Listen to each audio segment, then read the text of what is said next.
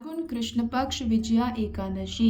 युधिष्ठिर बोले, हे जनार्दन, फाल्गुन मास के कृष्ण पक्ष की एकादशी का क्या नाम है तथा उसकी विधि क्या है, सो सब विस्तार पूर्वक कहिए।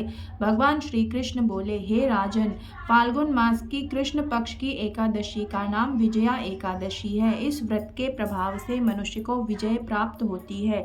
इस विजया एकादशी के महात्म्य के श्रवण व पठन से समस्त पापों का नाश हो जाता है। एक समय देवर्षि नारद जी ने ब्रह्मा जी से कहा, महाराज, आप मुझे फाल्गुन मास के कृष्ण पक्ष की विजया एकादशी का व्रत विधान बताइए। ब्रह्मा जी बोले, हे नारद, विजया एकादशी का व्रत पुराने तथा नए पापों को नष्ट करने वाला है।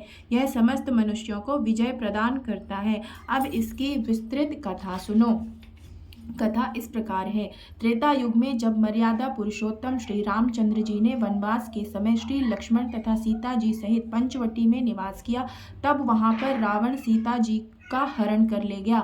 इस दुख से श्री रामचंद्र जी तथा लक्ष्मण जी अत्यंत व्याकुल हुए और सीता जी की खोज में चल दिए। घूमते घूमते जब वे मरणासन्न जटायु के पास पहुंचे तो जटायु उन्हें सीता जी का वृत्तांत सुनाकर मृत्यु को प्राप्त हो गए। कुछ आगे जाकर उनकी सुग्रीव से मित्रता हुई और उन्होंने बाली का वध किया। हनुमान जी ने लंका में जाकर सीता जी का पता लगाया और वहां से लौटकर श्री रामचंद्र जी से सब समाचार कहे।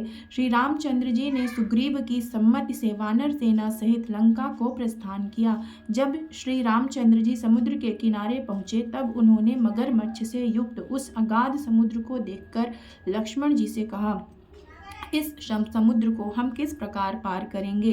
तब लक्ष्मण जी बोले, हे पुरुषोत्तम, आप आदि पुरुष हैं, सब कुछ जानते हैं। यहाँ से आधा योजन दूर पर कुमारी द्वीप में बकदाल्भ्य नाम के तेजस्वी मुनि रहते हैं। आप उनके पास जाकर इसका उपाय पूछिए। लक्ष्मण जी के इस प्रकार के वचन सुनकर श्री रामचंद्र जी बकदाल्भ्य ऋषि के पास गए और उनको प्रणाम के बैठ गए। मुनि उनको पहचान गए। उन्होंने मनुष्य रूप धारण किए। मर्यादा पुरुषोत्तम से पूछा, हे राम, आपका आना कैसे हुआ। रामचंद्र जी कहने लगे, हे ऋषिवर, मैं अपनी सेना सहित यहाँ आया हूँ और राक्षसों को जीतने के लिए लंका जा रहा हूँ। आप कृपा करके समुद्र पार करने का कोई उपाय बतलाइए। बकदाल्भ्य ऋषि बोले, हे राम, फाल्गुन मास के कृष्ण पक्ष की एकादशी का व्रत करने से निश्चय ही आपकी विजय होगी। साथ ही आप समुद्र भी अवश्य पार कर लेंगे। इसके लिए आप दशमी के दिन स्वर्ण, चांदी, तांबे या मिट्टी का एक घड़ा बनाएं। उस घड़े को जल से भरकर तथा 5 पल्लव रख वेदिका पर स्थापित करें। उस घड़े के नीचे सतनजा, 7 अनाज मिले हुए आदि ऊपर जौ रखें। उस पर श्री नारायण भगवान की स्वर्ण मूर्ति स्थापित करें। एकादशी के दिन स्नान आदि से निवृत्त होकर धूप, दीप, नैवेद्य, नारियल आदि से भगवान का पूजन करें। तत्पश्चात घड़े के सामने बैठकर दिन व्यतीत करें और रात्रि को भी उसी प्रकार बैठे रहकर जागरण करें। द्वादशी के दिन नित्य नियम से निवृत्त होकर उस घड़े को ब्राह्मण को दे दें। हे राम, यदि तुम भी इस व्रत को सेनापतियों सहित करोगे तो तुम्हारी विजय अवश्य होगी। श्री रामचंद्र जी ने विधि पूर्वक इस व्रत को किया और इसके प्रभाव से दैत्यों पर विजय प्राप्त की।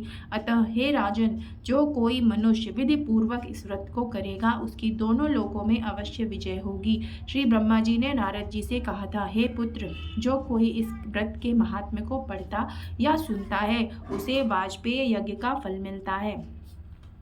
कथा समाप्त हुई। फलाहार में आप इस दिन सिंघाड़े का सागार ले सकते हैं। सिंघाड़े, कुट्टू या दूध से बने पदार्थ, फलादि का सेवन कर सकते हैं। धन्यवाद।